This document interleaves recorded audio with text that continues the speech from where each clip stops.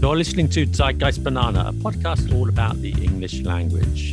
And my name's Gideon, and I'm in Paris.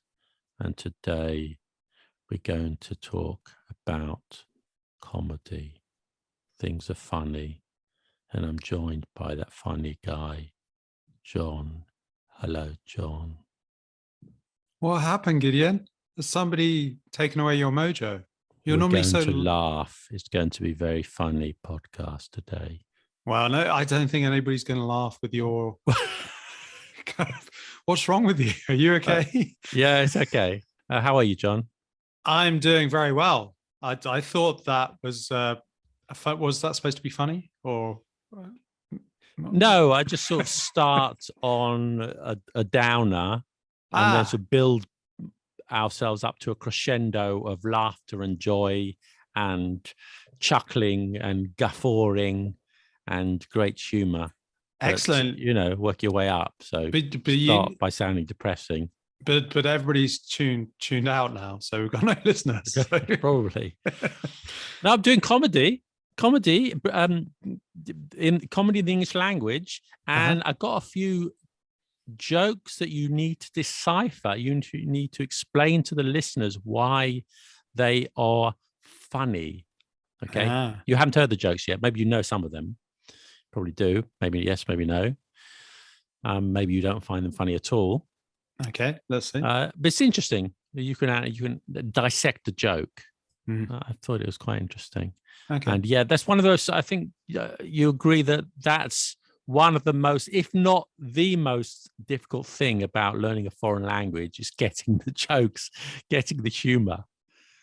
Yeah, well, definitely. But I think a lot of that has to do with kind of things like timing and also cultural references, doesn't it? Because, some things that comedians will reference are very particular to the nationality, aren't they? And stereotypes and things like that. So, no, absolutely true. But I mean, I watch sometimes, French programs, and I understand most things. But when there's a comedy, I've been in France a long time, and so the jokes just go over my head. I just don't get 90% of them. Go, what was that about? Can someone explain it to me?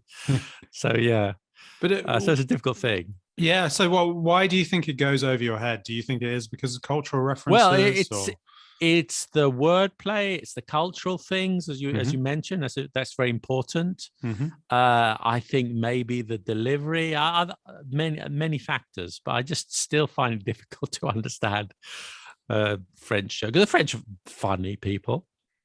I mean that in a good way. I still find that the most challenging thing. I think most people do in learning a foreign language. Don't you think? Yeah. I mean, it's just a case of experiencing it, isn't it? But also, I think it probably depends to some extent on the comedian, doesn't it? And what kind of subject they're talking about. I mean, I always say to my students that they should definitely go and watch comedy in London because it's a great opportunity, and often you can see it for free or very cheap. Yeah. And I think some comedians you're going to have no clue, and other comedians you're going to get most of it. So sometimes I think it's a strange thing, but I think with comedy or with people in general, some of them will be very easy and others will not. I agree. I know that when you're traveling as a British person, John, you probably found out this. A few years ago, I did a little bit of traveling, sort of time off, and whenever I went anywhere in town, I say I'm British. They goes, Mr. Bean. They knew wherever you went in the world, they knew two British people. That was Princess Diana and Mr. Bean. The two most famous. It's changed a bit now. I'm not sure who's the comedy that people who don't speak English so well, the British comedy that they watch, and the comedy that British people watch is different. I mean, Mr. Bean's a good example. Rowan Atkinson across the world is known as Mr. Bean, but in Britain we think of him as Blackadder, don't we? I think most people say, Rowan Atkinson, Blackadder. Yeah, definitely. I mean, I suppose Mr. Bean is a very universal kind of comedy, isn't it? It travels the world very easily. Yeah. Whereas, Blackadder would be it's quite dark, isn't it? Sarcastic, and it's probably something that wouldn't translate very well across the world. Doesn't translate, and it's literally and metaphorically.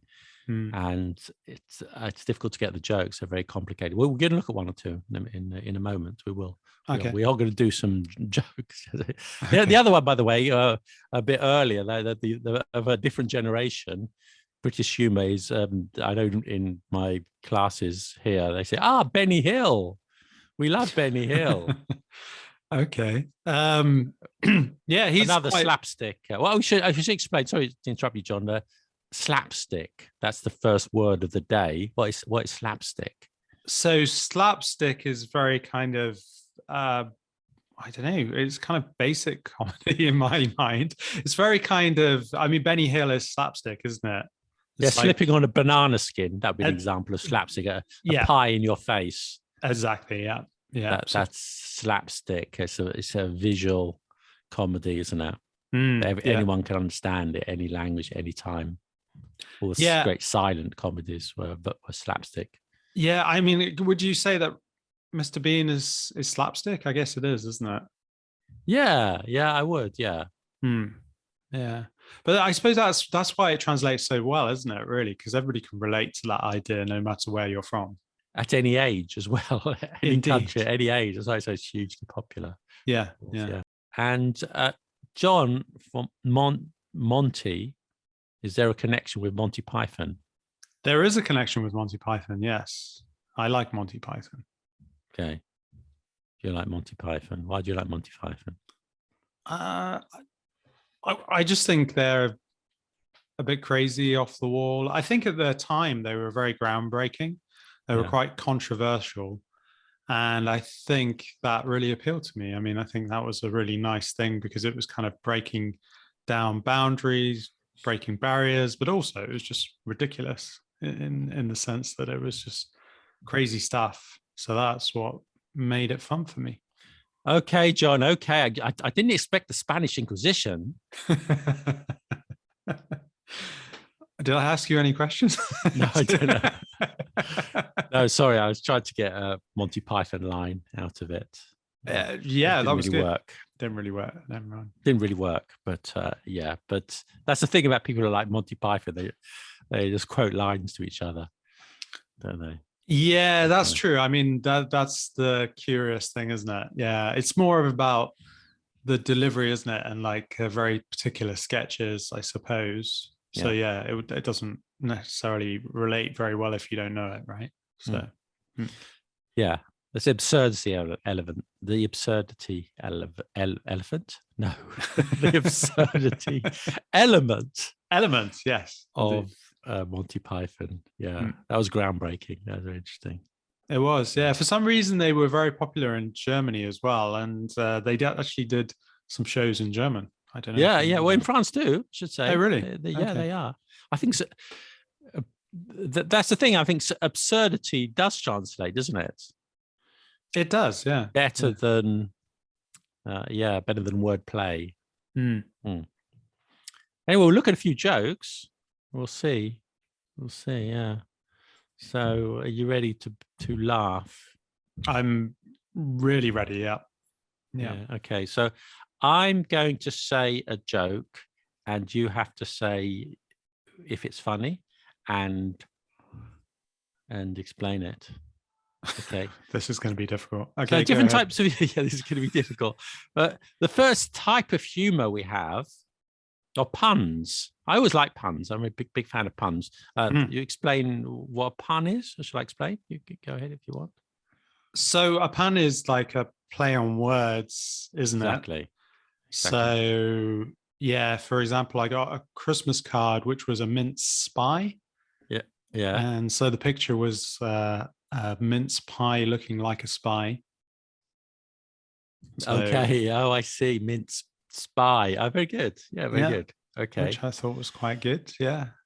So yeah, that is a pun, isn't it? Really, it's kind of using the words in a slightly different way, isn't it? But in the same way. Yeah. If that makes sense. Okay. I've got a couple of puns for you. Here's the first one. Okay. Why can't you starve in the desert, John? Why can't you starve in the desert? Oh, I don't know. Because of the sandwiches there. Okay. Not funny, or you didn't get it? I'm not sure if I got it all completely. I mean, you've got sand, Because obviously. of the sandwiches there. The sandwiches there. Sandwiches. Oh So God. go on, explain it to me. You need another guest. I knew I should have accepted Matt Damon's invitation to join us today. No, Matt. No. John's going to be better. John's better. It's not the case. I'm surprised you don't get it, because desert, there's lots of sand. Yeah, no, I understand that bit. Sandwiches. The sandwich, SAND, new word WIH, new word IS, sandwich is, or it could be understood as sandwiches. Sandwiches, the plural of sand, which the food that you eat. No, indeed, but where do the witches come into it? I'm thinking of like sandwiches, because of the sandwiches there. Because witches, sandwiches. It sounds like the plural of sandwich. Ah, okay, yeah. This is going to be a tough one. I thought that was an easy one. Okay, You're meant to be the expert explaining these things, John. Okay, now I understand, but it was the way you delivered it. It was all about the delivery. You didn't deliver it quite the way it should have been, in my view. Okay, whatever. Well, what about this one then? What about this one? You can tune a piano, but you can't tune a fish. You can't tune a fish, no. You get the joke? I do get the joke. You get the pun? Can you explain why? So tuna is a type of fish. And then tune a piano is, obviously kind of making it work properly, isn't it? So that you can having the right sound in the piano. You tune a piano, and tune a fish. So it's play on words. It is a play on words. Yeah, that's good. I understood that one. You understood that one. That's good. Okay, there are a couple of bilingual puns. Here's one. Why do the French only eat one egg for breakfast? Oh, don't know. Because one egg is enough. Dear. That's a good one. That's a good one. So enough is one egg is enough, but enough sounds like enough, which is an egg in French. Yeah, that's nice, pretty good. Yeah, that's a nice one. I might use that one with my French students. Yeah. So I might come back to puns later, but different types of humor. What? By the way, what did you watch when you were young, or what comedies do you watch, or comedians? Can you recommend some series apart from Monty Python? Because I know you love that. Sure. Yeah, I was just looking through a few different comedians, and some kind of jumped out at me. I mean, Lenny Henry. I used to love Lenny Henry. I mean, because he was from my area, so kind of the Midlands. So there was definitely a connection there. Rick Mail, right? Yeah, and Aid Edmondson. They were a good combination. Yeah. So the young ones. Indeed, the young ones. Yeah, and Bottom. That was quite enjoyable, and the two Ronnies as well, which is a bit old school, but certainly when I was young, that was still on TV. I've got a little joke from Jimmy Carr. I don't really like Jimmy. You're still going to have to explain this joke. Okay. It's quite a clever joke. Okay. Jimmy Carr is one of those comedians I think would be really difficult for a non-native speaker learning English to understand. His complexity and the cultural references and the wordplay are very, very difficult. But nevertheless, this one, here we are, it's a very short one. So the paranoid man goes to the airport, and the person at the check-in desk says, "Would you like a window seat or aisle?" And the paranoid man says, "Oil what?"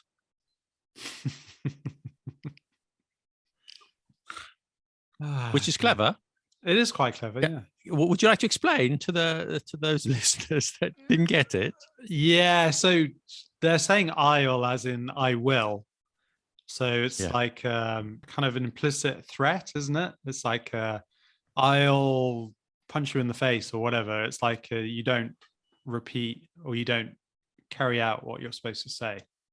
Yeah, and aisle, AISLE, is also the it's like a corridor, isn't it? Yeah, the corridor, next to the seat, which is not the window seat. Yeah, where people walk down in a church, an aisle, or in a plane, an aisle, or yeah, I thought that was quite clever. Wordplay, it's quite clever. I like that one. Wordplay as well. Yeah, Wordplay. So a couple more for you. This one, I used to. I'm a bit old school. When I was young, I used to watch a lot of Marx Brothers films. Yeah, okay. Yeah, I don't really know them, but yeah, cool. Nah, some of them are classics, and Groucho Marx famous for his one-liners, such as this is one from Groucho Marx: "Time flies like an arrow, fruit flies like a banana." Yeah, that's nice. I like that. That's complicated to explain, even, isn't it? It is, yeah. That's why I can't really, because it's like a triple wordplay, isn't it? It is a triple wordplay, yeah. You have time flies like an arrow. That's an expression, is it? Time flies. Time flies very fast. An arrow goes very fast. And then instead of time flies, you have fruit flies, and a fly is in the little insect. And then you have the different word like, to enjoy, rather than like, being similar to. So it's not funny when you explain it, is it? No, but it's a problem if you have to explain it. It's a problem if you have to explain it, isn't it? Yeah. Yeah. That happens quite frequently in your lessons, doesn't it? Something like that, yes. All right. This another type of humor is sort of the unexpected conclusion. You expect one thing, the result will be one thing, but something completely different throws you off, and that's always very funny. And here's one from Groucho Marx, and he says, "I'll always remember the first time I had sex. I kept the receipt." It's not funny, John. You're not laughing. I did laugh. I mean, inwardly, you inwardly laugh. I inwardly laughed. No, it was good. I laughed through my nose. So there we go. Yeah. Okay. I'll never forget a face, but in your case, I'll make an exception. That's very nice of you. Yeah. And then there's a different type of. I did some research. You can't learn. I'm not sure if you can learn to be funny. I don't know, but there are different types of humor which we're looking at today: the puns and the unexpected result. And another one is exaggeration. Okay, and Blackadder, which we discussed earlier, one of my favorite, if not my favorite, TV comedy, Blackadder. Do get to see it if you can, Blackadder. And a lot of the comedy is based on exaggeration. And to give you an example, so Blackadder says, "Your brain is so minute, Baldrick, that if a hungry cannibal cracked your head open, there wouldn't be enough to cover a small water biscuit." Yes. Here's one more.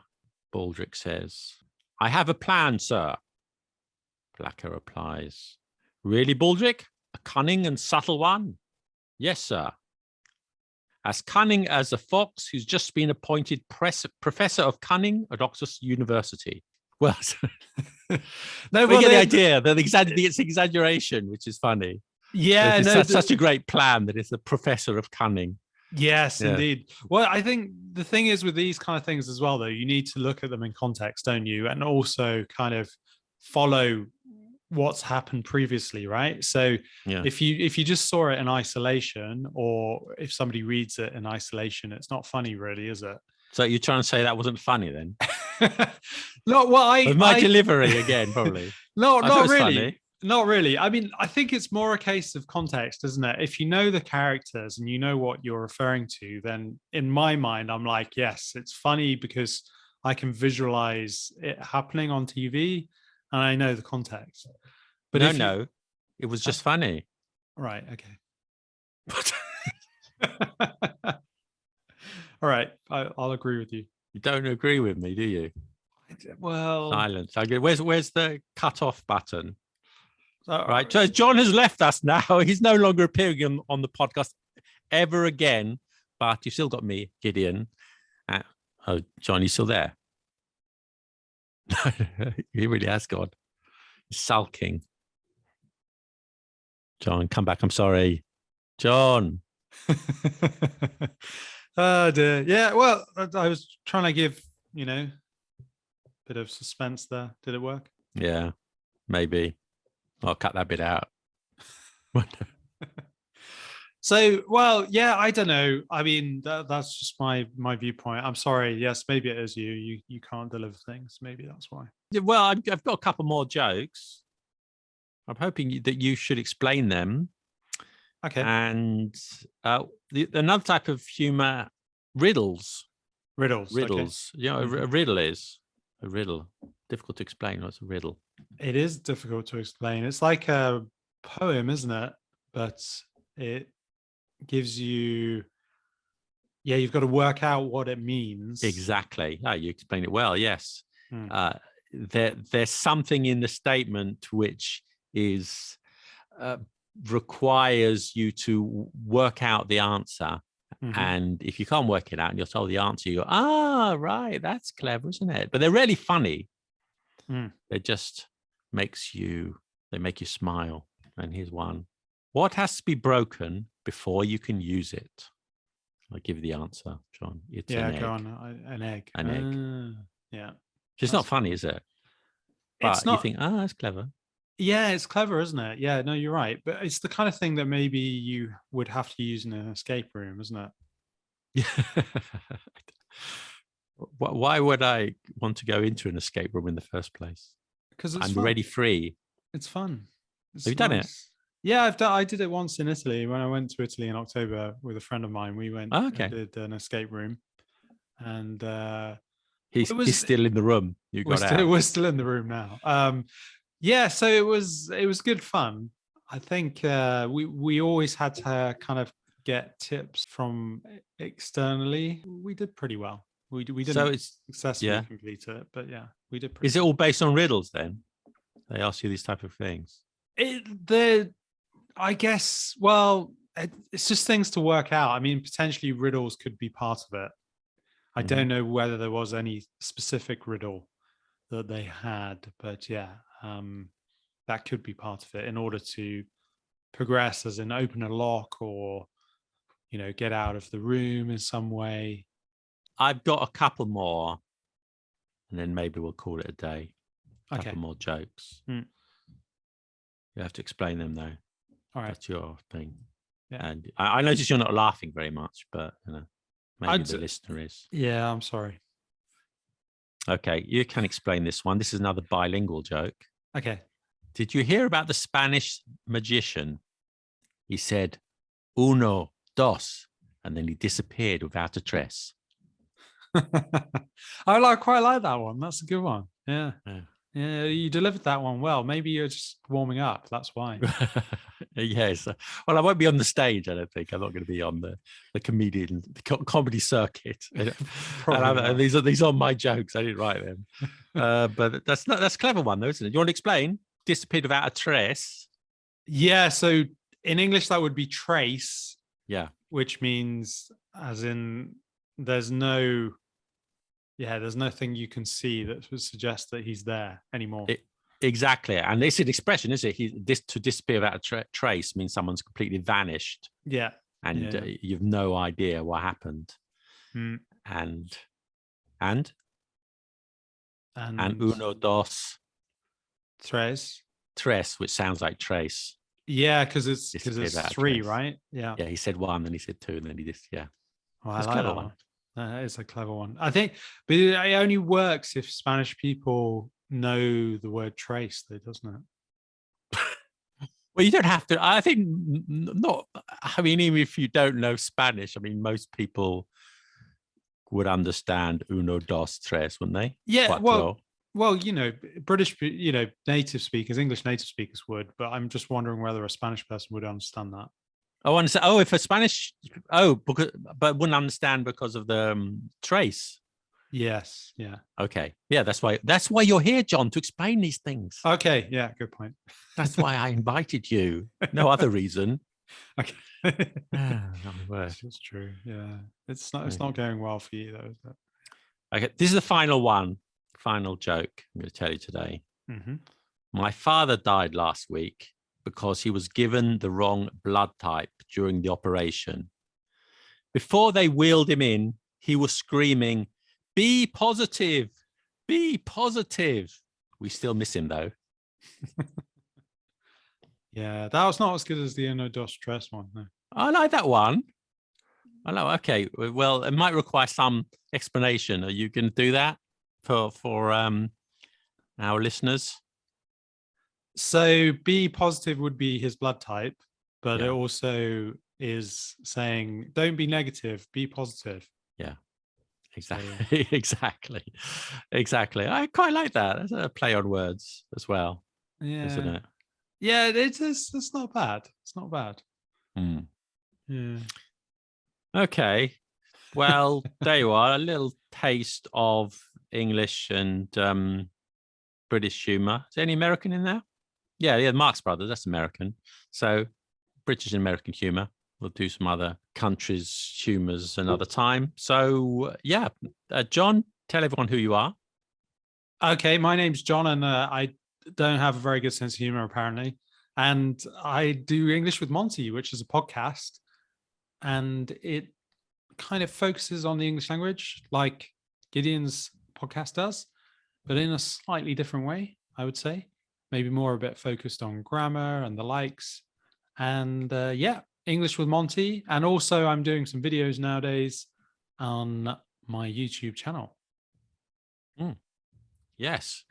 And do watch our YouTube channel, Let Them Talk TV. And John has appeared regularly on those videos too. So thank you for listening. Catch you next time. Bye. Yes, see you next time. Bye.